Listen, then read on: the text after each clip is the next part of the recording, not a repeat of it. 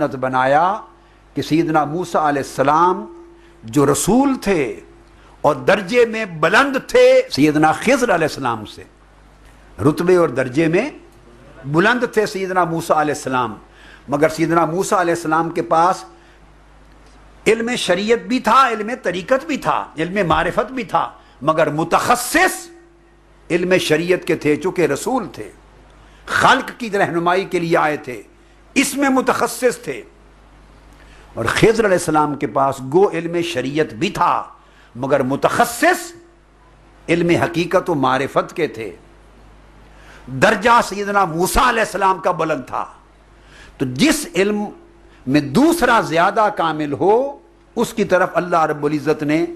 حکم دیا کہ جاؤ اور وہ علم سیکھو۔ تو اس علم کو جس شخص کے پاس زیادہ تھا علم حقیقت و معرفت کا، اس کے پاس جب سیدنا موسیٰ علیہ السلام کا جانا ناگزیر ٹھہرا، ان کو بھیجا گیا، اللہ رب العزت نے اپنے رسول کو بھیجا حضرت خضر کے پاس، تو کوئی اور شخص شیخ سے اس علم اور ہنر کو سمجھے پڑے بغیر اس راستے کو کس طرح طے کر سکتا؟ اس لیے ارشاد فرمایا قرآن مجید میں کہ موسیٰ علیہ السلام نے جا کے حضرت خضر علیہ السلام سے کہا، ایک ریلیونٹ آیت پڑھتا ہوں، پورا واقعہ نہیں، موضوع کے لیے ریلیونٹ آیت۔ خضر علیہ السلام کے پاس جب پہنچے تو ان کی پہچان رکھی تھی اللہ رب العزت نے، عطا پتہ اور نہیں بتایا تھا، پہچان رکھی تھی کہ اے موسیٰ اپنے شاگرد یوشع بن نون کو لے لو،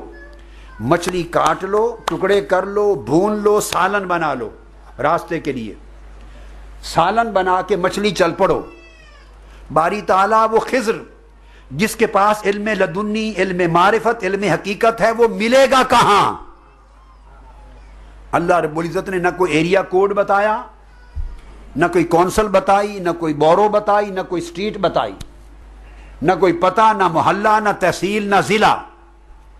نہ تھانہ، کچھ نہیں بتایا۔ پوچھا باری تعالیٰ وہ بندہ تیرا جس کے پاس علم لدنی ہے، علمناہ من لدنا علما، وہ ملے گا کہاں؟ تو اللہ رب العزت نے فرمایا کہ موسیٰ جن کو علم لدنی دیتا ہوں ان کے پتے نہیں ہوتے، ان کی علامتیں ہوتی ہیں، وہ کہیں بھی پھریں، وہ کہیں بھی پھریں، ان کی علامت ہوتی ہے۔ تو باری تعالیٰ علامت کیا ہے؟ فرمایا مچھلی کو کاٹ لو، مسالہ لگا لو، بھون لو، سالن بنا لو، لے کے چل پڑو۔ راستے میں جس جگہ پر مچھلی، مردہ مچھلی زندہ ہو جائے، سمجھے میرا بندہ وہیں رہتا ہے۔ کہ اہل اللہ کی علامت یہ ہوتی ہے کہ وہاں موت زندگی میں بدل جاتی ہے۔ تو اہل اللہ کا مطلب یہ ہے کہ یہ علامت اہل اللہ کی ہے کہ مردہ دل لے کر اس کی صحبت میں جاؤ تو مردہ دلوں میں زندگی کے آثار پیدا ہو جائیں، مردہ دلوں میں زندگی کے آثار پیدا ہو جائیں، جو نہ کتابوں کو پڑھنے سے ہوتے ہیں، نہ واعظ درسوں سے ہوتے ہیں۔ اہل اللہ صاحب حال اور زندہ دل والے کی مجلس میں جب جا کے بیٹھیں تو اس کو دیکھنے سے، اس کو سننے سے، اس کی مجلس میں بیٹھنے سے مردہ دل میں زندگی کے آثار رونق اگر پیدا ہو جائے تو سمجھو کہ یہ اللہ والا ہے۔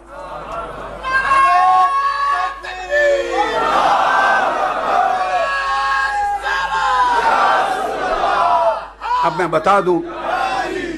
موت، مردہ دل کیا ہے، زندہ دل کیا ہے، آثار زندگی کے کیا ہیں۔ اللہ سے غفلت ہو تو دل مردہ ہے، مجلس میں آؤ اور دل غافل ہو، دل پر دنیا کا غلبہ ہو، آخرت کی چاہت نہ ہو، دین کی محبت نہ ہو، اللہ کی عبادت کا ذوق نہ ہو، غفلت میں دل ڈوبا ہوا ہو اور خدا کے ذکر کا کوئی شوق و ذوق نہ ہو، تو سمجھو دل مردہ ہے، اس کو موت کہتے ہیں دل کی۔ اور کسی صحبت و مجلس میں جاؤ اور غفلت تھوڑی تھوڑی اترنے لگے اور خدا کے ذکر کی رغبت بڑھنے لگے تو سمجھو کہ حیات قلب کے اثرات آ گئے۔ زندہ دلی کا یہ اثر ہے، جس میں غفلت دور ہونے لگے، مولا کا ذکر آنے لگے،